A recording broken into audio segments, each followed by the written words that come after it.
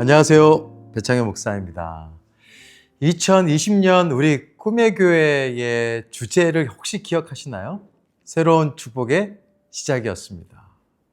우리가 그때 새로운 축복의 시작을 선포하면서 한 해를 열었는데요. 그러나 우리가 맞이한 현실은 축복의 문이 아니라 한 번도 경험해 보지 못한 코로나19라고 하는 닫힌 문이었습니다. 2021년도에는 팬데믹의 한복판에서 새로운 인생의 시작을 꿈꿨습니다. 그렇지만 여전히 전염병의 위협은 우리를 괴롭혔죠. 2022년 새로운 회복의 시작을 선포하면서 긴 터널을 빠져나오기 시작했을 때도 여전히 생존의 벼랑 끝에 서 있는 성도들이 많았습니다. 그래서 2023년 우리는 절박한 심정으로 외쳤습니다. 이제 살아나리라.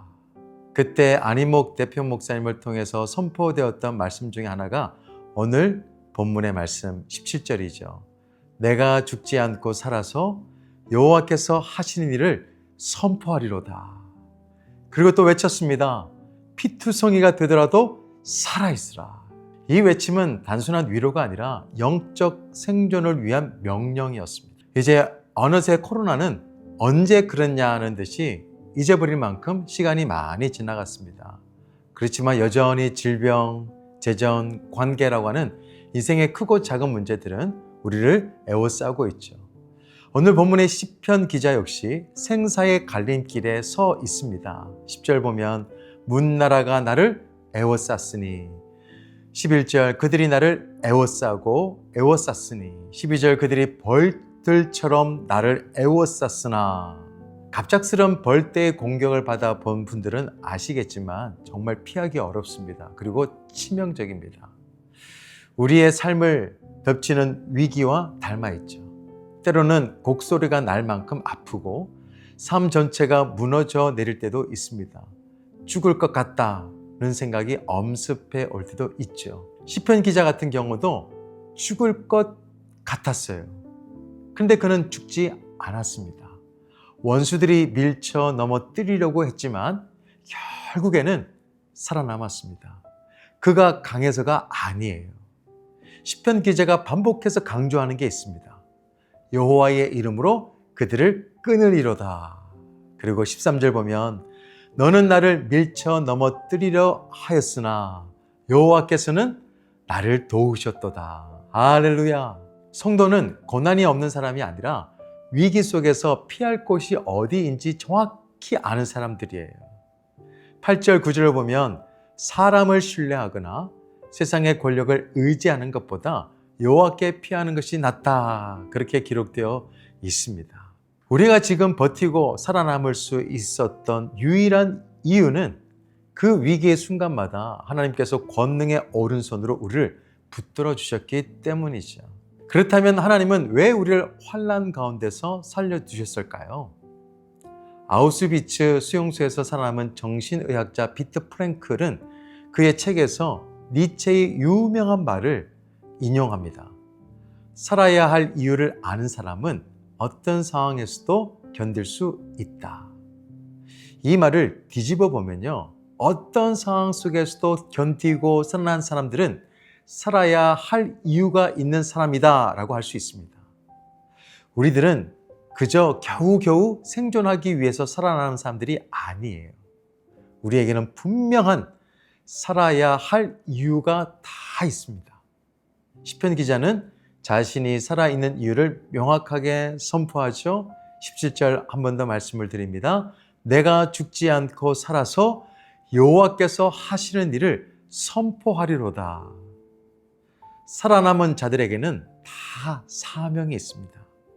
하나님이 오늘 내 생명을 연장해 주셨다면 아직 내 입술로 선포해야 할 하나님의 일, 곧 은혜의 간증이 남아있다는 것을 잊지 않았으면 좋겠습니다. 우리 주변을 돌아보면 여전히 죽겠다라고 절망하는 사람들이 많이 있습니다. 물론 믿음이 있다고 해서 고난이 면제되는 것 아니죠. 죽음의 그림자가 우리를 피해가는 것도 아닙니다.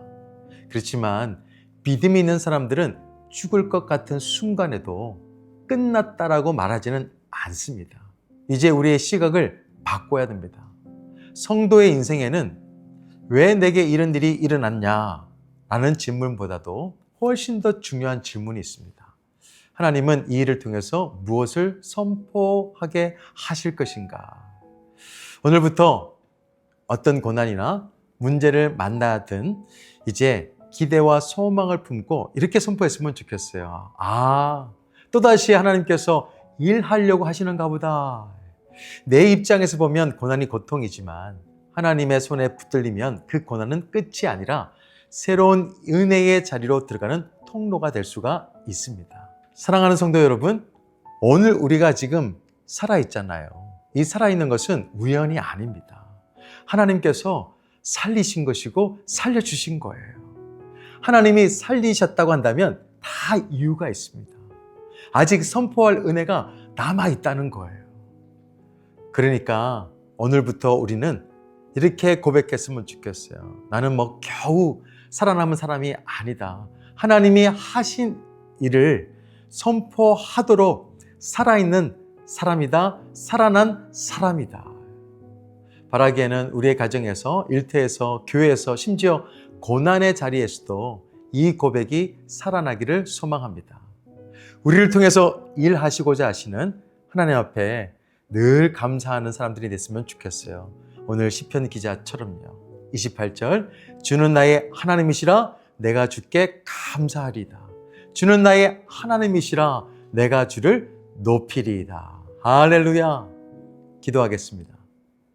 좋으신 하나님 아버지 감사합니다. 우리가 지금 살아있다는 것, 그리고 하나님께서 나를 살려주셨다는 것은 하나님께서 하시는 일, 앞으로 하실 그 일을 선포하기 위해서 우리가 존재한다는 것을 잊지 않게 하여 주옵소서. 가정에서, 일터에서, 삶 속에서 하나님께서 하시는 그 일을 많은 사람들에게 증거할 수 있는 기적의 간증자, 기적의 주인공이 다 될 수 있도록 인도하여 주옵소서. 예수 그리스도 이름으로 기도드립니다.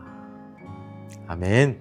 내가 죽지 않고 살아서 여호와 하신 일을, 내가 죽지 않고 살아서 여호와 하신 일을, 나의 모든 삶과 노래로 주께서 하신 일을 선포하리라, 선포하리라, 선포하리라.